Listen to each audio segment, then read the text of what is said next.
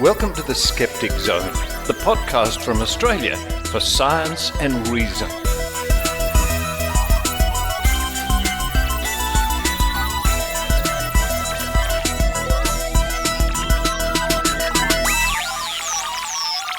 Yes, it's the Skeptic Zone podcast, episode 739, for the 4th of December, 2022. Adrienne Hill here, coming to you from Vancouver, Canada. Where's Richard Saunders, the regular host, you may ask? Poor Richard had a visit from the evil COVID fairy and is not sounding so well. Personally, I'd much rather have a visit from the good, skeptical fairy godmother angel from the internet any day. Get well soon, Richard. Coming up on this week's show, Tim Mendham reports from Skepticon, the Australian Skeptics National Convention. This convention is still going on right now, and Tim will tell us who won the Bent Spoon Award for 2022. Can't wait to find out. After that, and before COVID struck, Richard talks to Andras Pinter from the European Skeptics Podcast during his visit to Sydney a couple of weeks ago. Then it's me again with the Australian Skeptics Newsletter. And speaking of the newsletter, the last time I read it, you may recall I commented that Canada was one of 17 countries around the world that has only a single land border. Well, my friend Rob Palmer informed me in a grand way, in front of 30 trivia players, that I was wrong about this. Not only was I incorrect about the number of countries in the world that share only a single land border, but Canada was not one of them. It turns out that Canada and Denmark have been engaging in a 50-year peaceful and sometimes comical border dispute over Hans Island, a small island between Nunavut and Greenland. The two countries came to an agreement in June of this year and decided to divide the island into two parts, effectively eliminating both Denmark and Canada from the list of countries that have a single land border. Moral of the story: don't trust worldatlas.com when you can use Wikipedia. And yes, I should have known better. And to round off the show, Richard dives back into the digital newspaper archives to find reports about the late UFO expert Stanton Friedman. But now, it's time for me to go upstairs to have some of my mother's amazing cooking. Looks like it's classic stew and Kahlua pie on the menu. And while I do that, I hope you enjoy the Skeptic Zone.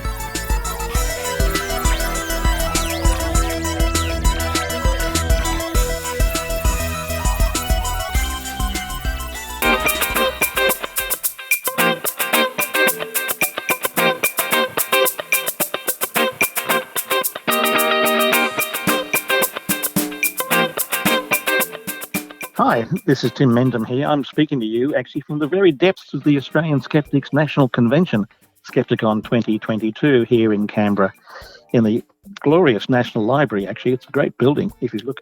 Anyway, what we have been doing is having a whole range of speakers who have been doing excellent jobs. The audience is quite fascinated. Shows there's lots of good questions coming out of them too, covering a real range of topics, as much as you like to see.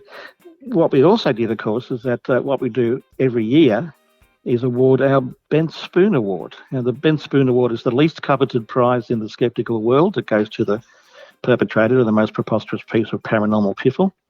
And in the past, we've had some great recipients. It was a bit quiet this year for some reason. None of the big names were out there. Maybe they just sort of hid away, not doing very much. Maybe it was COVID. Maybe they just got shy. So we didn't get the people like Paleo Pete Evans, who's the only person to have won twice, or Meryl Dorey of the Anti-Vaccination Network. But what we did get was some sort of still very worthy nominees for the award. And the dishonourable mention for runner-up went to a water diviner named Robert Goulet, who was promoting and selling a structured or hexagonal water, which he creates by spinning water in a couple of soft drink bottles that are joined together by some sort of neck, and creating this sort of particular product that's great for curing all sorts of disease. It minimises the growth of fungi, doubles the refrigerated storage time of raw milk, it naturally pasteurises, and it eliminates pathogenic microbes without losing essential enzymes. So he was a good candidate, and he came very close. But the actual winner this year was a person in the anti-vaccination society, if you like, especially COVID vaccinations, and that was a non-doctor called Maria Carmela Powell. Now, Powell, who's actually got a doctorate in a totally different subject, which doesn't make her a medical doctor, was out there sort of passing out fraudulent pandemic paperwork that was basically designed to give people dispensations and exemptions from being vaccinated. Now, you might think that this is, her good works, that she might think this is worthwhile doing, or that she does it out of the goodness of her heart. No, she issued 1,200 of these useless certificates, and she charged people money for them. In fact, she got $120,000 for them, which was pretty scary considering how much money she took in for being a non-doctor.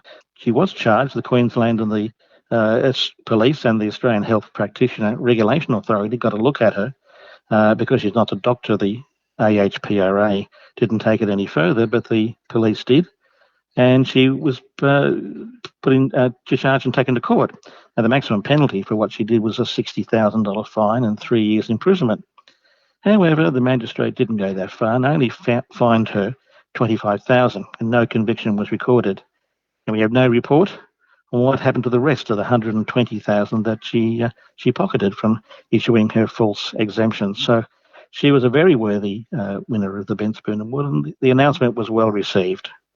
So we can say that despite not being perhaps the biggest name in the world, it did go down well. The convention was run for 2 days, and the awards were given out on the dinner on the end of the first day.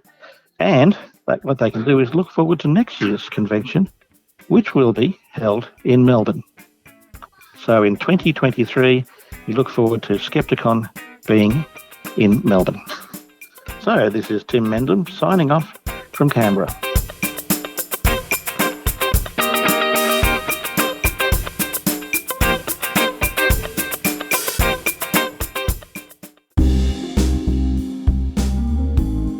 The Skeptic, the journal from Australian Skeptics. Subscribe online to the world's second oldest skeptical magazine. Just visit www.skeptics.com.au and click the magazine link. There you will also find, free to download, almost 40 years of back issues. The Skeptic, the journal from Australian Skeptics. Available as a physical copy or as a digital copy delivered to your inbox.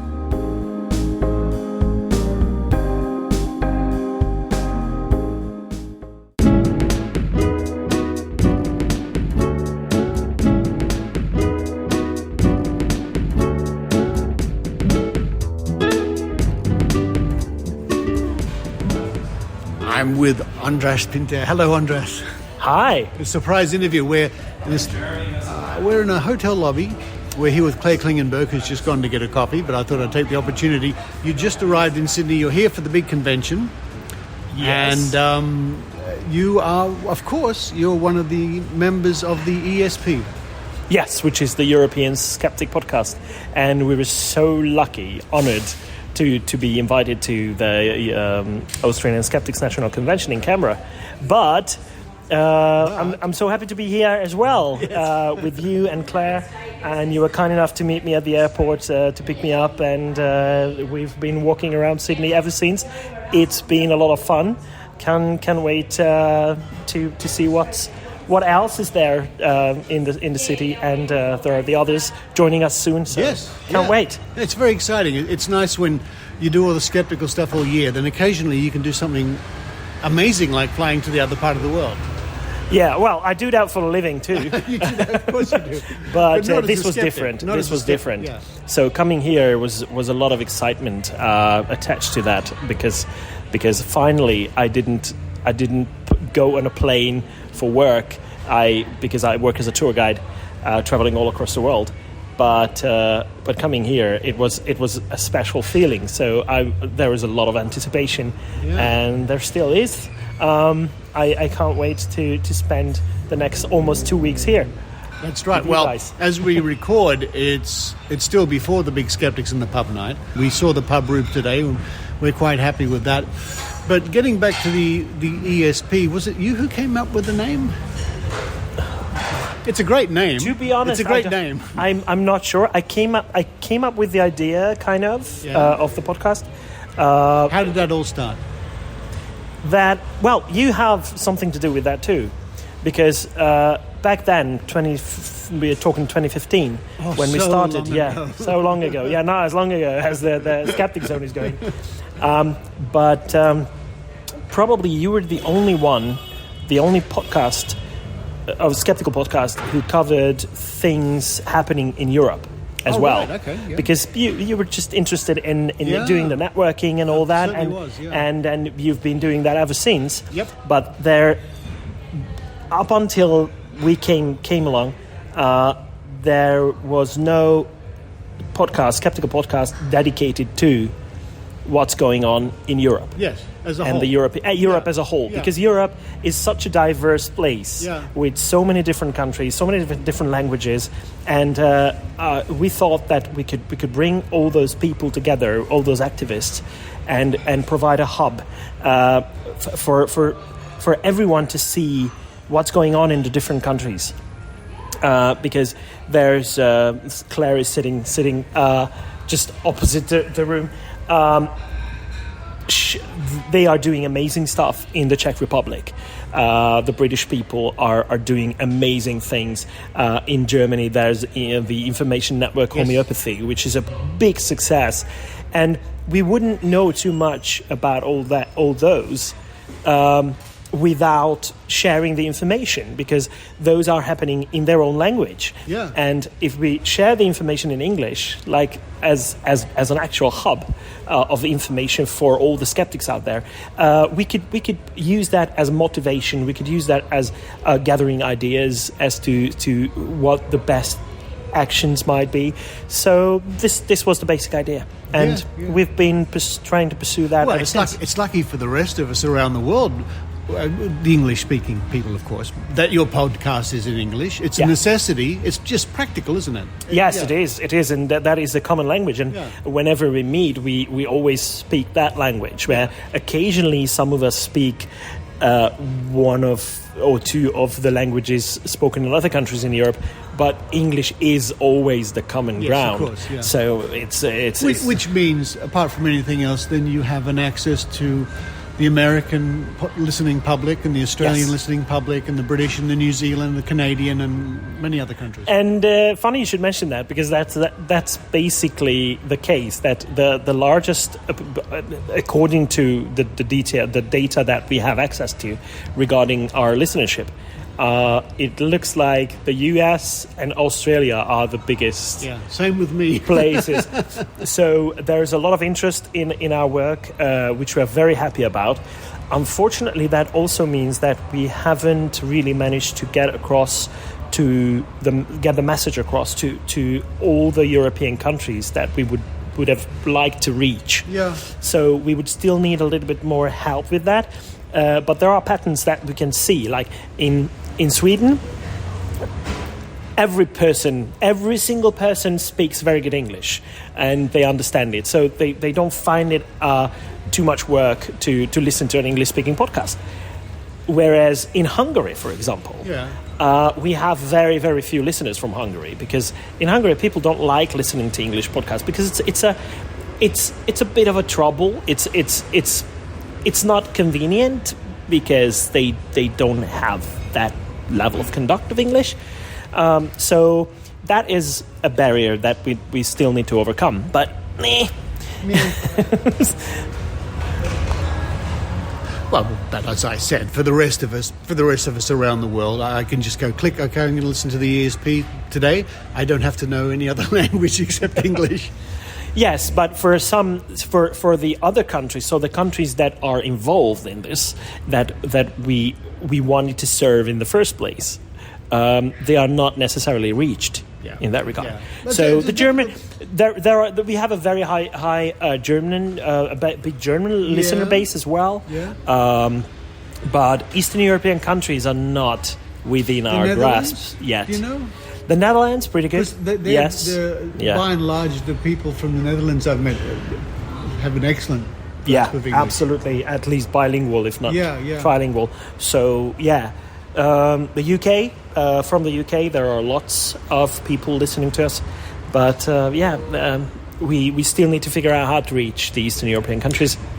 Well, I'm imagining this will be the case, but it'll be fascinating for you and the others to meet fans here in Australia, right? Regular listeners to the show who have come along to meet you. Yeah, and we cannot wait to see and meet all of them. So we do encourage... All three of them are coming, I think. Good. Or two at least. And actually, it's still a little bit unbelievable to us that the organisers of the convention thought that we are a worthy guests to invite. Yeah. So we're going to try to live up to that. But it'd be strange to have one of you. That's from correct. Here's the ESP. Oh, it's only one. Representing the ESP. And as we speak, coming around the corner, in through the door, it's none other than Pontus Böckman. Hey son. So we have almost everybody from the ESP podcast here. Oh, my friend. Are you recording something? Hello. No. Yes, we are. Of course they are. I left them alone for 2 minutes to get coffee. I come back and they're recording. Yes, of course. And that's, folks, we'll leave it. Thank you very much, Andras. Thank you. Because Pontus came in and just spoiled everything. Yes. And Pontus will take over now. And the next time I'll interview you, Pontus, I promise. All right. Okay. Looking forward to that.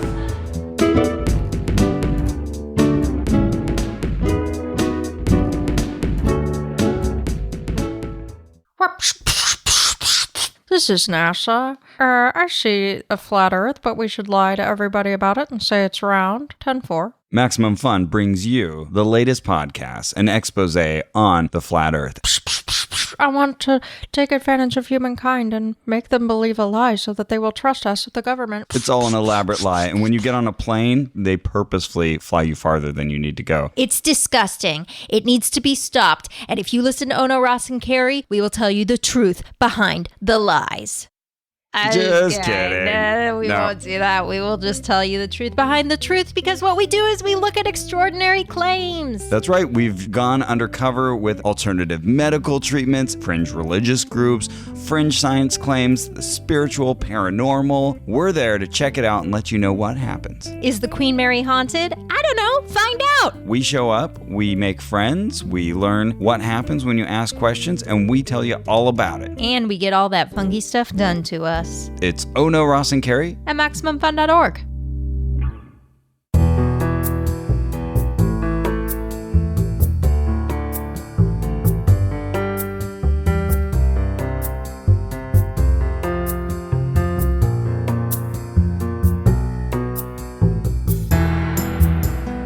Hello, everyone. This is Adrienne Hill from Canada, here to read the highlights from the Australian Skeptics Newsletter. This is newsletter number 162. You can subscribe to this newsletter and get it delivered to your inbox every other week, complete with links to all the stories. Just visit www.skeptics.com.au. Now, let's see what Tim Mendham has for us this week. Hi all, says Tim. Heading into the home stretch for 2022. So read on. Tim. Okay, Tim, we'll do just that. AI for science, producing pseudoscientific papers. Facebook's parent company, Meta, has shut down a public demonstration of its Galactica artificial intelligence model for, quote, scientific tasks, end quote, after scientists showed it was generating false and misleading information by filtering out entire categories of research. It seems Mark Zuckerberg is not having a good year. New audio format, the future of EVP research. Quote, the new format, known as 32-bit float, is set to become the next big thing in audio and video production, end quote. One for the techies and audiophiles out there. But there's a danger evident in that, quote, this new standard benefits the world of paranormal research because it allows researchers to analyze the recordings from investigations more clearly than ever, end quote. No indications, however, if that would also allow research to manipulate the recordings. As a side note, owing to the generosity of a certain Skeptic Zone fan, Richard now records and edits in 32-bit float, and he tells me it is a revolution. The truth was out there. This is a long article on Art Bell, a US radio host you probably haven't heard of, but who ran a conspiracy-oriented late-night program in the US for some years. Despite the length of this article, some pompous writing, quote, amidst the political disempowerment, material decline, and social atomization of the post-Cold War era, Bell soothed his listeners by offering them a proxy of self-determination, end quote. And the fact that Bell promoted all sorts of pseudoscience, paranormalities, and a range of conspiracies, it is an interesting case study. Something straight out of, quote, the precarity of the end of history period, end quote, apparently. Why ghost hunting shows are ridiculous, just in case you didn't already know that. This article takes a swipe at reality TV programs with 5 examples of how they cheat or misrepresent the ghost hunting experience. Photos of unexplained phenomena. While the tone of this preview of a French exhibition of photographs of parapsychological phenomena, spoon bending, table turning, etc., has a believing tone, the photos have historical interest. The December issue of The Skeptic magazine is at the printers as we speak. Great articles on medical misunderstandings, the great conspiracy theory, big waves, exorcism case studies, and the continuing hall of shame of spurious claims and dubious responses. If you haven't subscribed yet, now is the time to do so. You can sign up for a hard copy or digital edition, or both. The digital is offered free to those who take up the hard copy version.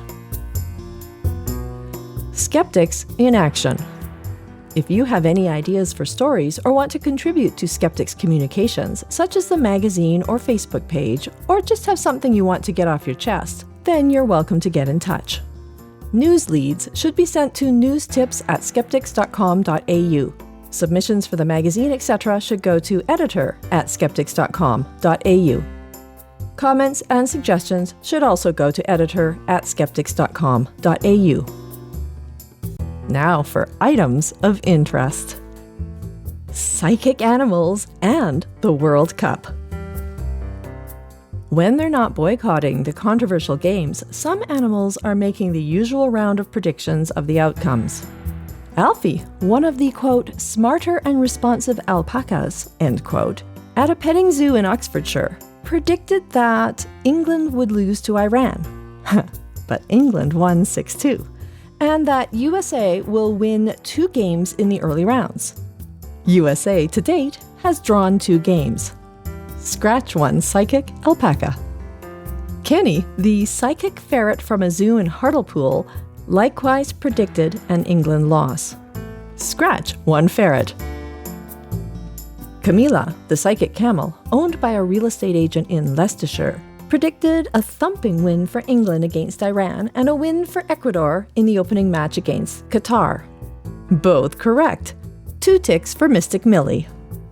Tayo, the otter oracle, predicted a Japan win over Germany. But Olivia the parrot had the reverse. Otters are better psychics than parrots, apparently. In Qatar itself, Suhail or Thureya, the panda, the story doesn't say which, predicted a win for Ecuador over the panda's home country, while Libro the falcon predicted the reverse. Panda power! And a word of warning to all psychic animals. A Japanese octopus named Rabio predicted a win for Japan against Belgium in 2018. But when Belgium won a last-minute victory, Well, let's just say there was an addition to the seafood menu the next day. And for the record, Mystic Veg, the asparagus thrower, predicts that England will be out in the quarterfinals. What your aura color says, sick, about your personal style. Quote, how do you know what color your aura is? And where do you find it exactly? For starters, Michaela says, it's about going inside and finding you, end quote. Bad grammar, mawkish discussion. Hold that bucket. Video of sheep walking in a circle. These sheep in Mongolia did it for 12 days straight. Or should that be circular? And the story describes a video of the event as eerie and bizarre. Only in one line at the end of the story do they offer an alternative non-paranormal explanation, a bacterial disease called listeriosis, which has been known to cause exactly this eerie and bizarre practice. Silliest story of the week. Albert Einstein could have been an alien. Oh, so that explains it. Quote, paranormal expert Reverend Lionel Fanthorpe is convinced that there is a multiverse that has given the human race both the genius physicist and artist Leonardo da Vinci, end quote. Apparently smart people are too good to be from around here. And in case you're wondering, the Good Reverend, Anglican/Universal Life Church, is also an entertainer, formal dental technician, journalist, teacher, television presenter, author, lecturer, industrial trainer, van driver, and warehouseman. Huh. A busy man, but there's no indication if he is an alien. And that's all for now. This is Adrienne Hill signing off with a quote from an article in the Star Metro Edmonton by writer Kevin Mayman in 2018 about the growth of Alberta's pet psychics. Quote, as products for pet parents proliferate, more people may be trying to talk telepathically with Fido and Fluffy, but scientists say it's a load of dog doo-doo, end quote.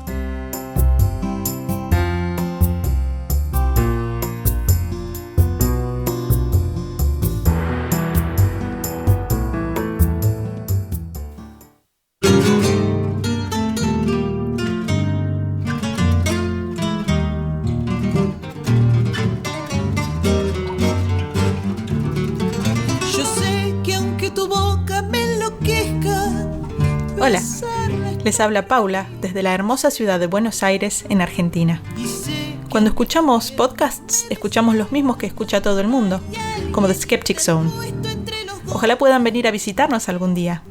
Los esperamos con nuestras riquísimas comidas locales y hasta podemos ir a bailar un tango.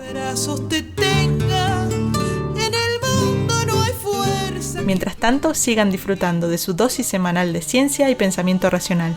¡Chao!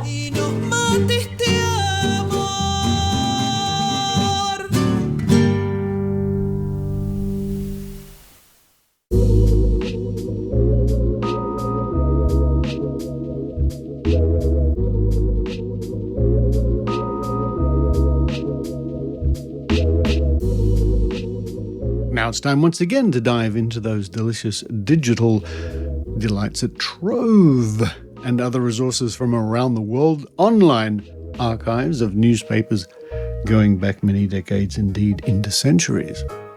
A never-ending supply of information, and for researchers, absolutely invaluable, and for podcasters too. Now, last week we had a look at some more stories relating to UFOs, an evergreen topic. So I thought today we'd look at one of the great characters of ufology, Stanton Friedman. And according to Wikipedia, Stanton T. Friedman, July 1934 to May 2019, was an American nuclear physicist and professional ufologist who resided in New Brunswick, Canada. He was the original civilian investigator of the Roswell UFO incident. It goes on to say, in 1970, Friedman left full-time employment as a physicist to pursue the scientific investigation of unidentified flying objects, UFOs. Since then, he gave lectures to more than 600 colleges and to more than 100 professional groups in 50 states, 10 provinces, and 19 countries outside the US. Additionally, he worked as a consultant on the topic. He published more than 80 UFO-related papers and appeared on many radio and television programs. He also provided written testimony to congressional hearings and appeared twice at the United Nations. Friedman consistently favored use of the term flying saucer in his work, saying, "Flying saucers are, by definition, unidentified flying objects, but very few unidentified flying objects are flying saucers. I am interested in the latter, not the former." He used to refer to himself as the flying saucer physicist because of his degrees in nuclear physics and work on nuclear projects. Later on it says Friedman was criticized both by skeptics and other Roswell researchers for taking the position that there are no substantive grounds for dismissing the authenticity of some majestic 12 documents. And of course there are more interesting points here about Stanton Friedman on Wiki. Suffice it to say, he was a large character in the sphere of UFOs. But now it's time to see what the papers have to say, or had to say, about Stanton Friedman.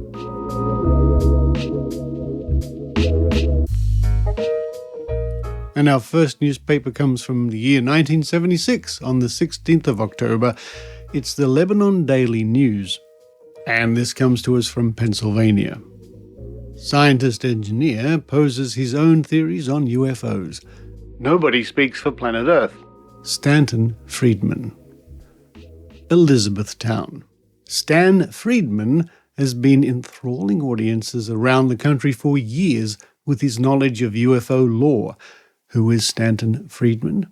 He is a scientist-engineer specializing in nuclear physics, having worked for such firms as TRW System in Redondo Beach, California, and Westinghouse Astronuclear Laboratory, Pittsburgh, in the development of nuclear rockets and aircraft. He has also been engaged by Aerojet General Nuclearonics in San Francisco, the Allison Division of General Motors, Indianapolis, and General Electric's Aircraft Nuclear Propulsion Department. He holds a bachelor's and master's degree in physics. Friedman has lectured before audiences in more than 46 states and Canada. His articles on UFOs have appeared in several technical journals, frequently receiving approval from fellow scientists. He has been the focus of interviews by such radio and television personalities as Tom Snyder, Steve Allen, David Susskind, and Lou Gordon. Extraterrestrial power. And, after all that, it may be surprising to some that Stanton Friedman is not a flying saucer skeptic. In fact, he believes quite strongly that UFOs are guided by beings from beyond Earth's solar system. The Daily News had the opportunity to talk with Friedman prior to his onstage lecture Monday at the Elizabethtown College. And this is like a printed interview, so I will put the voice effect on Friedman's comments. Assuming that UFOs are of an extraterrestrial origin, why are they always flying around our planet? Well, we have no way of knowing how many visits by UFOs we have on this planet. For all we know, this might be the least visited planet in the neighborhood. In my paper at the AIA, American Institute of Aeronautics and Astronautics, symposium last year, I gave 28 reasons for visiting Earth. They range from the sublime to the ridiculous. The aliens may be graduate students doing their thesis work on the development of a primitive society, or specimen gatherers for an extraterrestrial zoo. They work for the FIA, the Galactic Federation Intelligence Agency. They're advanced men for a space Hilton. This is the last place the aliens can go hunting and fishing without a license. This corner of the galaxy is the honeymoon capital, or they're punished by being made to spend 2 weeks near Earth. Would you say that the aliens are deliberately avoiding direct contact with people on Earth? Certainly. Rule number 1 for a UFO naut has to be to make sure that he can get home. Obviously, every Air Force in the world would love to get its hands on a flying saucer. They'd make wonderful weapons delivery systems. That's where it's at. The B-1s, F-16s, etc. Secondly, all these jokes about "take me to your leader" are stupid. There is no leader to be taken to. It's perfectly obvious to the aliens that this is a leaderless planet, and it is a primitive society whose major activity is tribal warfare. They, the aliens, would be shot at, attacked.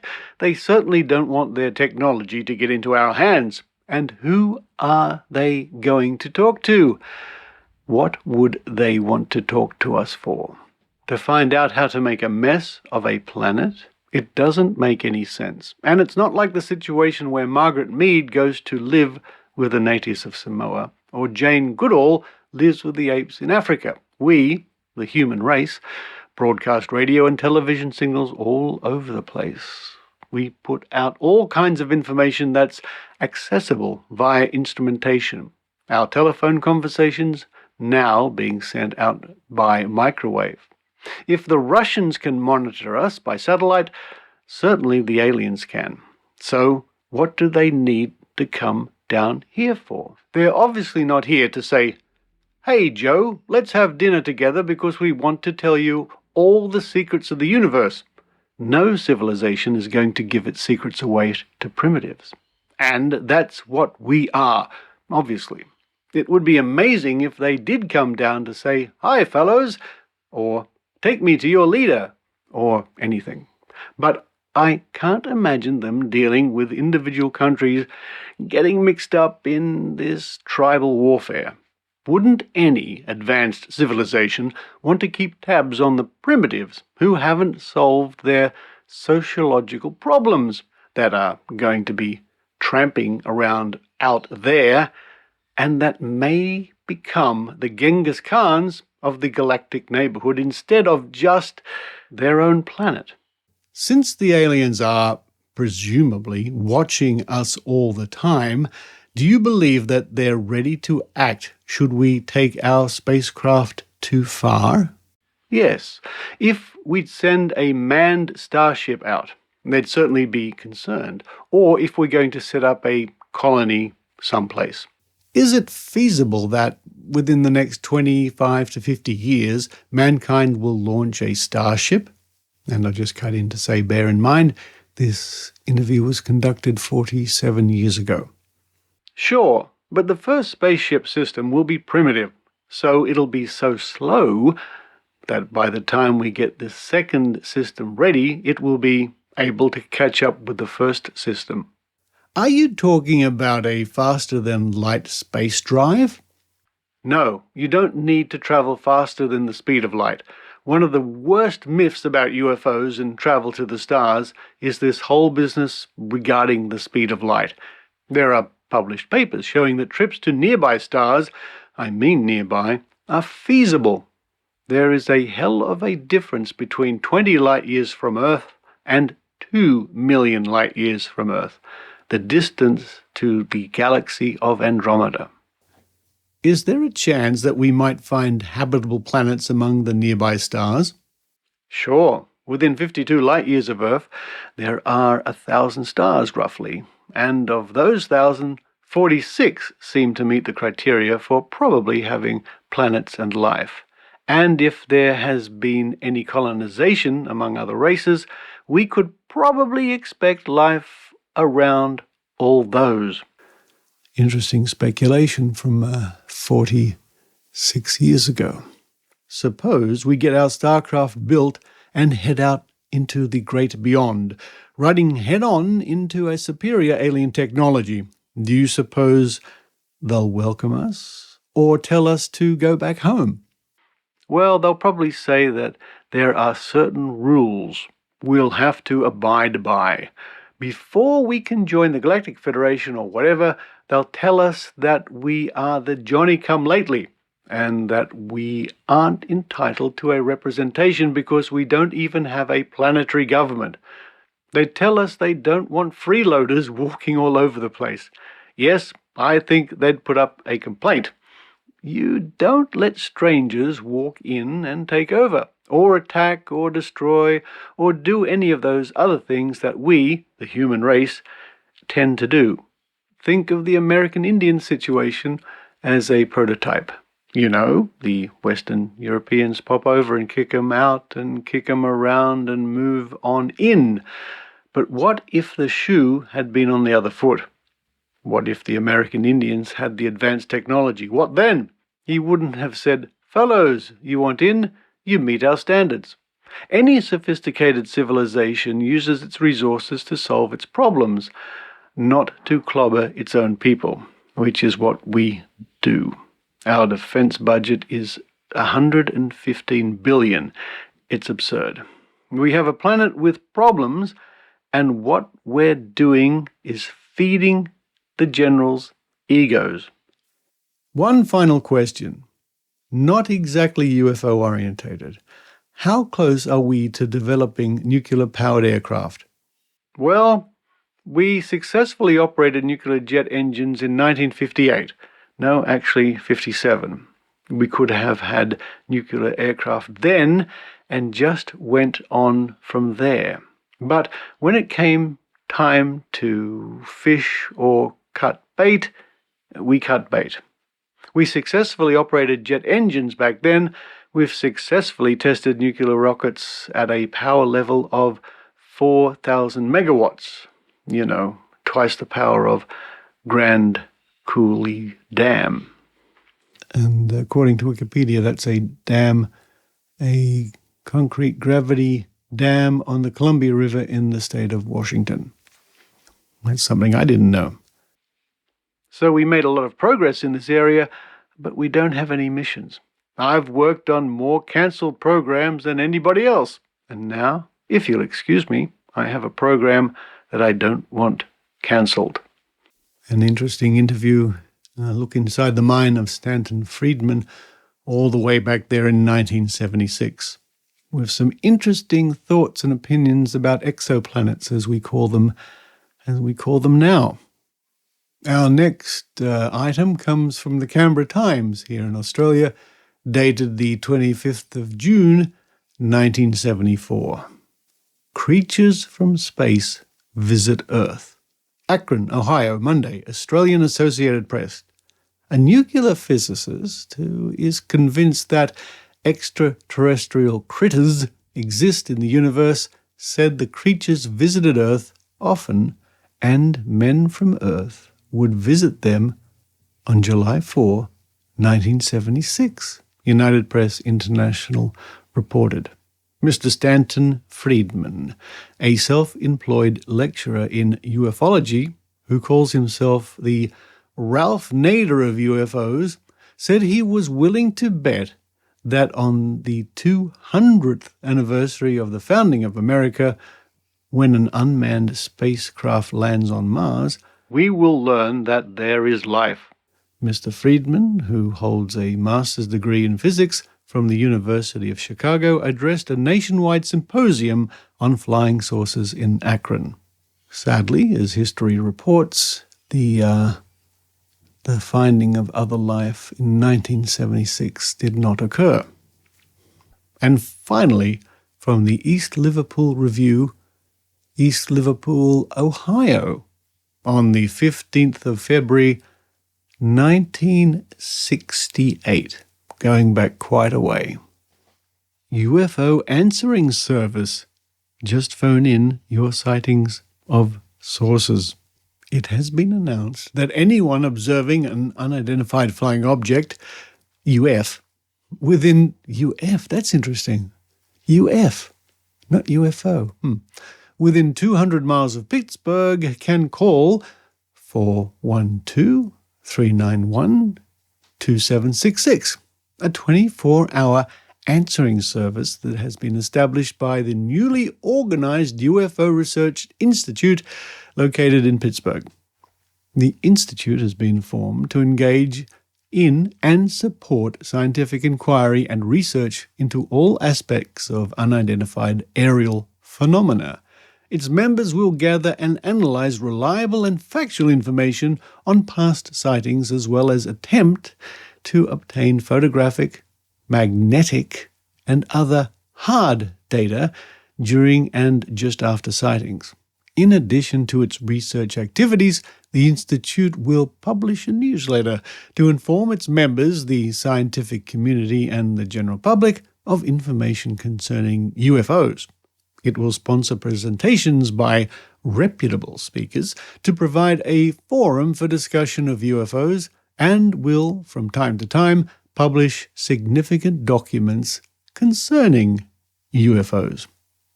Various categories.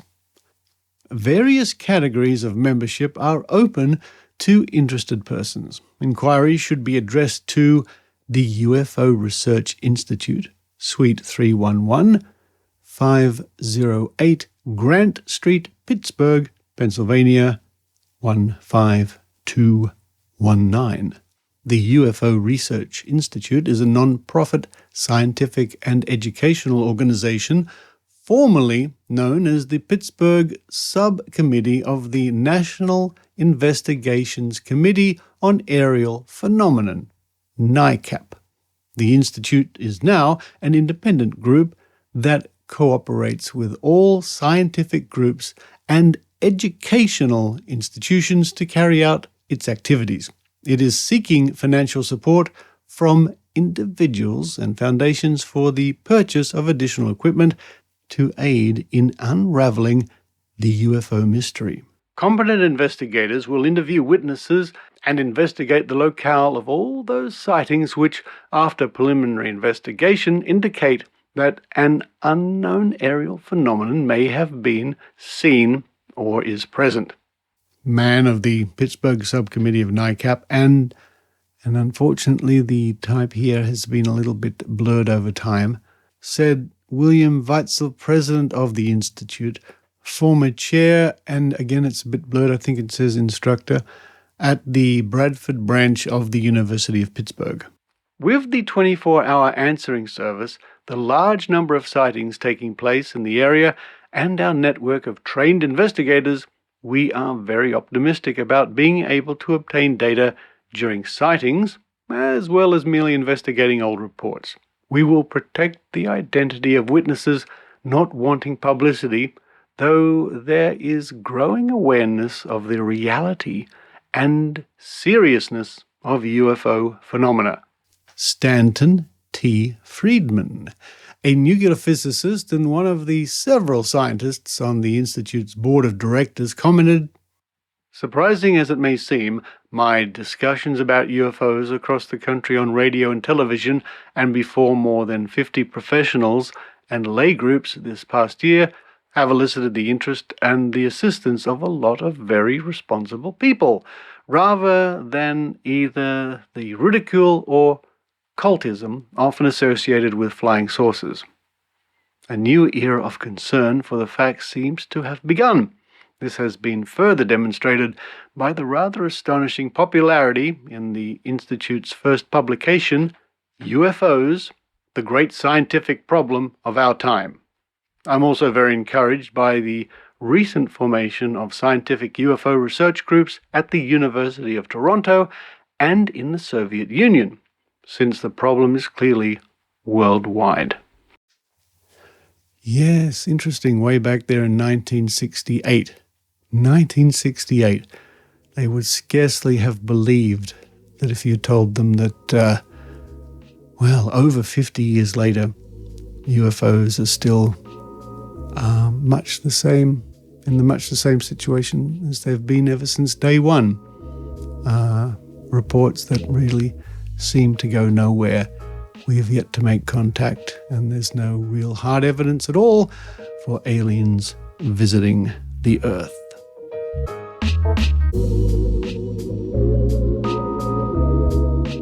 But that shouldn't stop you visiting Trove and other online newspaper resources from around the world to investigate for yourself.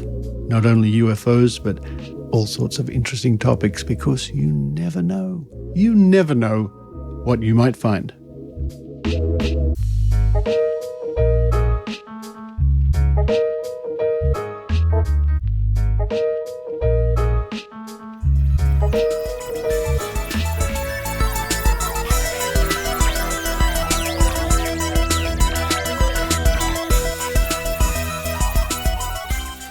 Thank you for listening to the Skeptic Zone podcast. And thank you to those wonderful PayPal and Patreon supporters of this podcast at skepticzone.tv. Without you, I wouldn't be able to read the newsletter every other week. Next week's Trove segment includes references to Chariots of the Gods. Ooh, looking forward to that one. Also, by next week, Richard Saunders should be back on deck. But for this week, this is Adrienne Hill saying, see you later from Canada. You've been listening to the Skeptic Zone podcast. Please visit our website at www.skepticzone.tv for show notes, contacts, and to access the back catalogue of episodes going back to 2008. You can follow the Skeptic Zone podcast on Twitter at Skeptic Zone, visit our Facebook page, or leave a review on iTunes. You can also support the Skeptic Zone via Patreon or PayPal. The Skeptic Zone podcast is an independent production. The views and opinions expressed on the Skeptic Zone are not necessarily those of Australian Skeptics or any other skeptical organisation.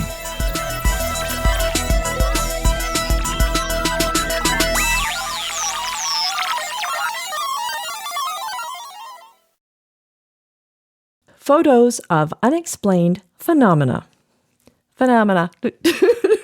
Dear. Okay, that was a little silly. Photos of unexplained. No, I can't say